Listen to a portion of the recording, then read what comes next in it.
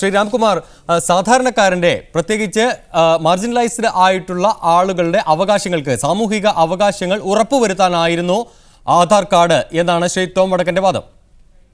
Tom വടക്കന്റെ വാദം അതീവ വിചിത്രമാണ്. കാരണം ചരിത്രത്തിൽ ആദ്യമായിട്ടായിരിക്കും ഒരു കോൺഗ്രസിന്റെ വക്താവ് പരസ്യമായ ഒരു വേദിയിൽ വന്ന് ഇത് സെക്യൂരിറ്റിക്ക് വേണ്ടിയിട്ടുള്ള ഒരു സ്കീമാണ് എന്ന് പറയുന്നത്. സെക്യൂരിറ്റിക്ക് വേണ്ടിയിട്ടുള്ള ഒരു സ്കീം അല്ല ഇത്, മറിച്ച് വികസനവുമായിട്ട് ബന്ധപ്പെട്ട സ്കീമാണ് എന്നായിരുന്നു കോൺഗ്രസിന്റെ ഇന്നുവരെയുള്ള ഒഫീഷ്യൽ ആയിട്ടുള്ള വാദം. അതിന്ന് മാറ്റിക്കൊണ്ട് BJP സർക്കാർ കാർഗിൽ വാറിന് ശേഷം നടപ്പിലാക്കാൻ ശ്രമിച്ച NPR പദ്ധതിയുടെ, അതായത് സുരക്ഷയുമായിട്ട് ബന്ധപ്പെട്ട പദ്ധതിയുടെ ഇല്ലീഗൽ ഇമിഗ്രേഷൻ നിർത്തലാക്കാനായിട്ട് BJP സർക്കാർ ആരംഭിച്ച MNIC പദ്ധതിയുടെ തുടർച്ച തന്നെയാണ് ആധാർ. അതിന് വികസനവുമായി ബന്ധമില്ല എന്ന് പരോക്ഷമായിട്ടെങ്കിലും ടോം വടക്കൻ, കോൺഗ്രസിന്റെ വക്താവ്, ഇന്ന് സമ്മതിച്ചിരിക്കുന്നു എന്നുള്ളത് വളരെ ഗുരുതരമായും വളരെ പ്രധാനപ്പെട്ടതുമായ കാര്യമാണ്. ശ്രീ ടോം വടക്കൻ വികസനത്തിന് വേണ്ടിയാണ് എന്ന് പറഞ്ഞിരുന്ന സ്ഥാനത്ത് അത് സുരക്ഷ ഉറപ്പാക്കാൻ വേണ്ടിയുള്ള സർക്കാരിന്റെ നിരീക്ഷണ സംവിധാനമാണെന്നാണ് പരോക്ഷമായി താങ്കൾ സൂചിപ്പിച്ചിരിക്കുന്നത്. ഇവിടെ ആരാ, ഞാനിപ്പോ ടെലിഫോണിലാണ്. ശ്രീ ടോം വടക്കൻ, ക്ഷമിക്കണം, ഞാൻ താങ്കൾക്ക് പറഞ്ഞു തരാം. രാംകുമാർ, അദ്ദേഹം മുംബൈയിൽ നിന്ന് സ്കൈപ്പ് വഴി ഞങ്ങളോടൊപ്പം ലൈവിലുണ്ട്. അദ്ദേഹം ആധാർ ആക്ടിവിസ്റ്റ് ആണ്, താങ്കൾക്ക് അറിയാമായിരിക്കും. രാംകുമാർ. പിന്നീട് നമുക്കുള്ളത് MP അച്യുതൻ MP ആണ്, അദ്ദേഹം ടെലിഫോൺ ലൈനിൽ ഇപ്പോൾ ഹോൾഡ് ചെയ്യുന്നുണ്ട്. പിന്നീട് തൃശ്ശൂരിൽ നിന്ന് അശോകൻ ഞാറക്കൽ, പിന്നെ സാമ്പത്തിക വിദഗ്ധൻ VK വിജയകുമാർ എന്നിവരാണ് ഈ ചർച്ചയിലുള്ളത്. പറഞ്ഞോളൂ. ഞാൻ ഇതിന്റെ ഇപ്പൊ നിങ്ങൾ അതിലെ സെക്യൂരിറ്റി ഐഡന്റിഫിക്കേഷൻ ആണ്. ഇപ്പൊ നിങ്ങൾ ഇപ്പൊ ഒരു പാസ്പോർട്ട് ഇല്ല കയ്യിൽ, അപ്പൊ ഒരു ഐഡന്റിഫിക്കേഷൻ ആയിട്ട് വേണം. അപ്പൊ അതൊരു ഓൾട്ടർനേറ്റീവ് ആയിട്ടൊരു ഡെവലപ്മെന്റ് എജൻഡയാണ് അതിന്റെ ബേസിസ്. അത് സംശയം വേണ്ട. അത് മനസ്സിലാക്കിക്കൊണ്ട് ഒരു സെക്കൻഡ് സ്റ്റെപ്പ് ആയിട്ടാണ് ഞാൻ പറഞ്ഞത്. ജനങ്ങളുടെ ഈ മാർജിനലൈസ് സൊസൈറ്റിനെ ഹെൽപ്പ് ചെയ്യാൻ വേണ്ടി ആണ് ഇതിന്റെ basic social welfare measures adopt ചെയ്യാൻ.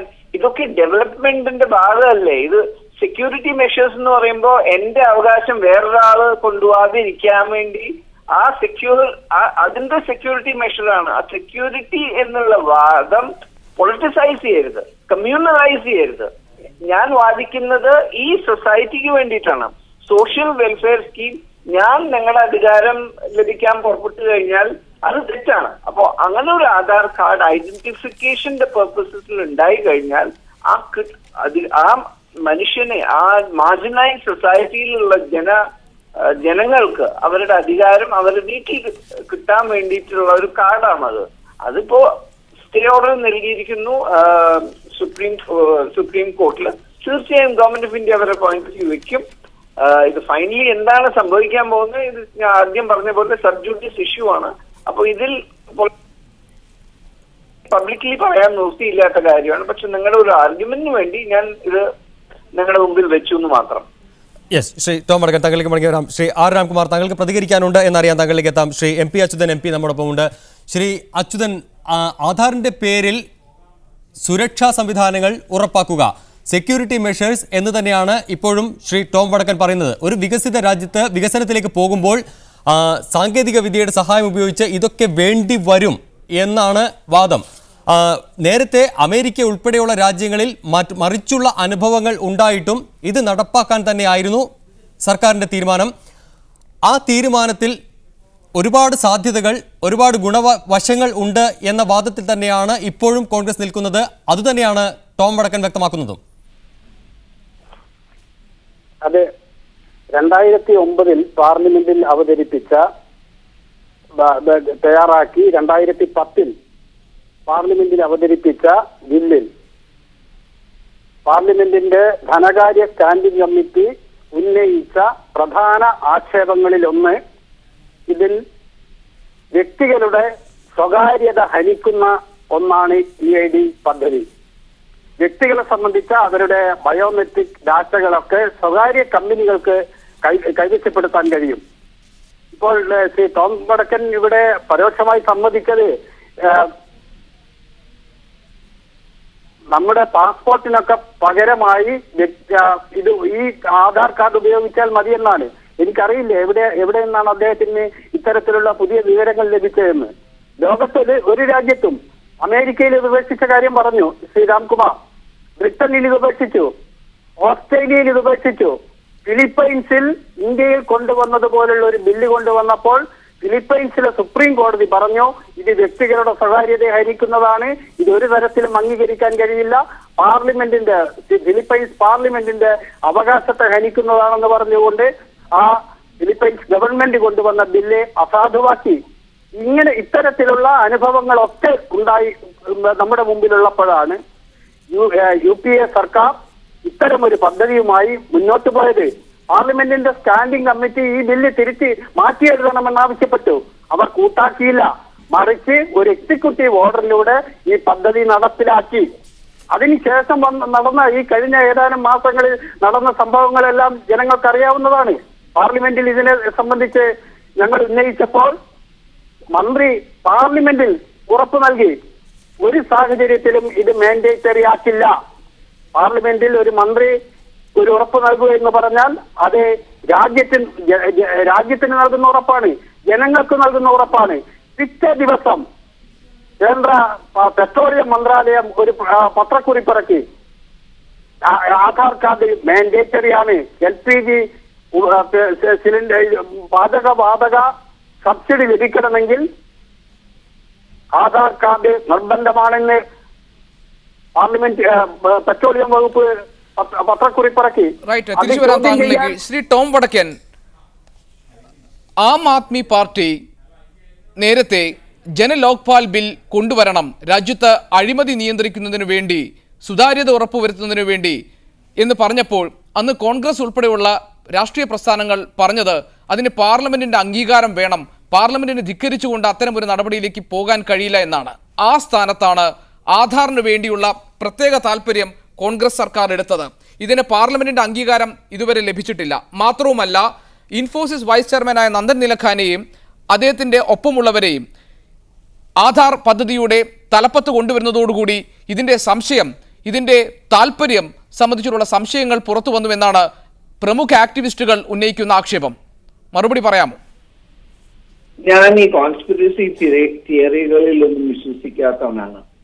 ഇപ്പൊ അമേരിക്കയെ പറ്റി പറഞ്ഞു, അവിടെ ഒരു സോഷ്യൽ സെക്യൂരിറ്റി കാർഡ് ഉണ്ട്. ഇപ്പൊ ഇവിടുത്തെ പലരും അമേരിക്കയിൽ ഗ്രീൻ കാർഡ് ഹോൾഡേഴ്സിൽ പലർക്കും സോഷ്യൽ സെക്യൂരിറ്റി കാർഡ്സ് ഉണ്ട്. ഈ സോഷ്യൽ സെക്യൂരിറ്റി കാർഡ് എന്താണ്? അത് ഡിസ്ക്രിമിനേഷൻ ഒന്നുമല്ല, അത് ജോബ് ഡോൾസ് ഉണ്ട്. ജോലി ഇല്ലാത്തവർക്ക് അവർക്ക് ഫൈനാൻഷ്യൽ എയ്ഡ് വരുന്നുണ്ട്.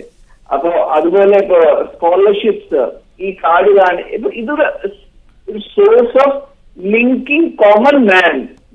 ആം ആദ്മിയെ ഗവൺമെന്റ് റിസോഴ്സസ് ആയിട്ട് ലിങ്ക് ചെയ്യാണ്.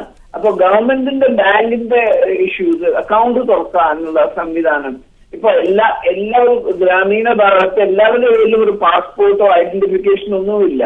അപ്പൊ ഒരു ലാർജർ സ്കെയിലിൽ വളണ്ടറി സ്കീമാണ് ഇൻട്രൊഡ്യൂസ് ചെയ്തത്. അല്ലാതെ ഇതിനെ കോൺട്രവേഴ്ഷ്യലും കോൺസ്പിറസി തിയറികളും ഒക്കെ വരയ്ക്കാൻ പുറപ്പെട്ടു കഴിഞ്ഞാൽ അത് ഒരു ഡിസൈൻഡ് ഒരു അപ്രോച്ചാണ്. ആന്റി എസ്റ്റാബ്ലിഷ്മെന്റിന്റെ ഞാനൊരു കോൺസ്പിറസി തിയറിസ്റ്റ് അല്ല. അപ്പൊ തീർച്ചയായും അതിന് ചില അഡ്വാൻറ്റേജസ് ഉണ്ട്, വീക്ക്നെസ് ഉണ്ട്. രാജ്യത്തെ പൗരന്മാരുടെ വിവരങ്ങൾ ശേഖരിക്കാൻ വേണ്ടി ഏൽപ്പിച്ചിട്ടുള്ള സ്വകാര്യ ഏജൻസികളുണ്ടല്ലോ, ആ ഏജൻസികളിൽ ചിലത് ആക്സഞ്ചർ പോലെയുള്ള ചില ഏജൻസികൾ അമേരിക്കയിൽ CIAക്ക് വേണ്ടിയുള്ള പദ്ധതികൾ തയ്യാറാക്കുന്നവരും പ്രതിരോധ വകുപ്പിന് വേണ്ടിയുള്ള പദ്ധതികൾ തയ്യാറാക്കുന്നവരുമാണ്.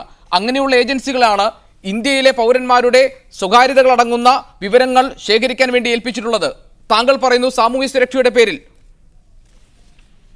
ഈ തർക്കം എന്ത് ലെവലിലും പോവാം.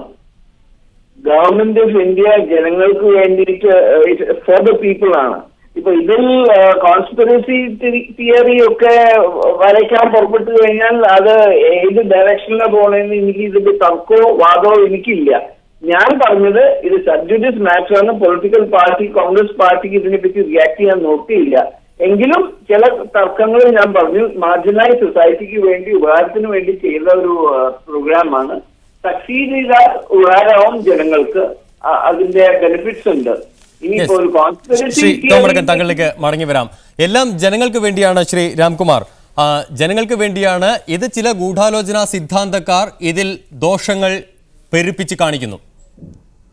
ഇല്ല, ഗൂഢാലോചന സിദ്ധാന്തം നമുക്കൊരു സൈഡിൽ മാറ്റിവെക്കാം. നമുക്ക് മറ്റു കാര്യങ്ങൾ എടുക്കാം. ശ്രീ ടോം വടക്കൻ ഇവിടെ പറഞ്ഞത് തെറ്റായിട്ടുള്ള വിഷയങ്ങളാണ്. ഒന്ന്, ആദ്യം അദ്ദേഹം ശ്രമിച്ചത് ഈ പദ്ധതി നിർബന്ധമാക്കുന്നത് കേന്ദ്ര സർക്കാരല്ല, മറിച്ച് ചില സംസ്ഥാന സർക്കാരുകളാണ് അതുമായിട്ട് ബന്ധപ്പെട്ടിട്ടുള്ള നയങ്ങൾ സ്വീകരിച്ചിട്ടുള്ളത് എന്നാണ് അദ്ദേഹം ആദ്യം പറയാൻ ശ്രമിച്ചത്. പക്ഷേ അദ്ദേഹം മറക്കുന്ന ഒരു വിഷയം, ശ്രീ രാജീവ് ശുക്ല രാജ്യസഭയിൽ നൽകിയ മറുപടി അനുസരിച്ച് ഇത് നിർബന്ധമല്ല എന്ന് പറയുമ്പോൾ അതിന് 2 ദിവസം 2-3 ദിവസത്തിനുള്ളിൽ തന്നെ കേന്ദ്ര ഗവൺമെന്റിന്റെ പെട്രോളിയം മന്ത്രാലയമാണ് ഇത് നിർബന്ധമാണ് എന്ന് പറഞ്ഞുകൊണ്ട് മറിച്ചൊരു ഉത്തരവിറക്കുന്നത്. സഖാവ് അച്യുതൻ അതിനെതിരെ ഒരു കണ്ടംപ്റ്റ് കൊടുത്തിട്ടുണ്ട് എന്നാണ് ഞാൻ മനസ്സിലാക്കുന്നത്. അത് കേന്ദ്ര ഗവൺമെന്റിന്റെ പെട്രോളിയം മന്ത്രാലയമാണ് നിർബന്ധമാണ് എന്ന് പറഞ്ഞുകൊണ്ട് ഉത്തരവിറക്കുന്നത്. അതിനോട് കോൺഗ്രസ് പാർട്ടി യോജിക്കുന്നുണ്ടോ? പെട്രോളിയം മന്ത്രി കോൺഗ്രസിന്റെ മന്ത്രിയല്ലേ, അതിനോട് കോൺഗ്രസ് പാർട്ടി യോജിക്കുന്നുണ്ടോ എന്നുള്ളതിനും ടോം വടക്കൻ മറുപടി പറയേണ്ടതുണ്ട്. 2, സോഷ്യൽ സെക്യൂരിറ്റി നമ്പർ, അമേരിക്കയിലെ സോഷ്യൽ സെക്യൂരിറ്റി നമ്പർ ഉണ്ടല്ലോ, നമ്മൾ എന്തിനാണ് അതിനെപ്പറ്റി ഇവിടെ എന്തിനാണ് ആധാറിനെ പറ്റി നമ്മൾ ബുദ്ധിമുട്ടുന്നത്, വറി ചെയ്യുന്നത് എന്നാണ് അദ്ദേഹം ചോദിക്കുന്നത്. മറുപടിയുണ്ട്, അമേരിക്കയിലെ സോഷ്യൽ സെക്യൂരിറ്റി നമ്പറിന്റെ ഉപയോഗം എന്ന് പറയുന്നത് 1974 അവർ പാസ്സാക്കിയിട്ടുള്ള പ്രൈവസി ആക്ടിന്റെ പരിധിയിൽ പെടുത്തിക്കൊണ്ടാണ്. 1974 പ്രൈവസി ആക്ടിൽ അവർ പറയുന്നത് സോഷ്യൽ സെക്യൂരിറ്റി നമ്പർ കൊടുത്തില്ല അല്ലെങ്കിൽ വെളിപ്പെടുത്തിയില്ല എന്ന ഒരൊറ്റ കാരണം കൊണ്ട് ഒരു അമേരിക്കൻ പൗരനും സർക്കാരിന്റെ യാതൊരു സേവനവും നിഷേധിക്കാൻ പാടില്ല എന്ന് പ്രൈവസി ആക്ട് 1974 അവർ വ്യക്തമായി നിർവചിച്ചിട്ടുണ്ട്. ആ പ്രൈവസി ആക്ട് 1974 നിഷേധിച്ചുകൊണ്ട് സോഷ്യൽ സെക്യൂരിറ്റി നമ്പർ ആവശ്യപ്പെട്ടാൽ അമേരിക്കയിലെ ഒരു പൗരന് കോടതിയിൽ പോകാം, അതിനെതിരെ കേസ് കൊടുത്ത് നഷ്ടപരിഹാരം വാങ്ങിക്കാം. ഇന്ത്യയിൽ ഒരു പ്രൈവസി നിയമം നിലവിലുണ്ടോ? ഈ പ്രൈവസി നിയമം നിലവിലില്ല. ഇല്ലാത്ത ഒരു സാഹചര്യത്തിൽ ഇത് ജനങ്ങളുടെ മേൽ അടിച്ചേൽപ്പിക്കുന്ന നടപടിയോട് ശ്രീ ടോം വടക്കൻ യോജിക്കുന്നുണ്ടോ? കോൺഗ്രസ് പാർട്ടി മറുപടി പറയേണ്ട 2 ചോദ്യങ്ങളെ ഞാൻ ഉന്നയിച്ചിട്ടുള്ളൂ. കേന്ദ്രത്തിന്റെ പെട്രോളിയം മന്ത്രാലയത്തിന്റെ ആധാർ നിർബന്ധമാക്കിക്കൊണ്ടുള്ള ഉത്തരവിനോട് ശ്രീ ടോം വടക്കനും കോൺഗ്രസ് പാർട്ടിയും യോജിക്കുന്നുണ്ടോ? പ്രൈവസി ലോ ഇല്ലാതെ, സ്വകാര്യതാ നിയമമില്ലാതെ ഇത് നടപ്പിലാക്കുന്ന നടപടിയോട് കോൺഗ്രസ് പാർട്ടി യോജിക്കുന്നുണ്ടോ?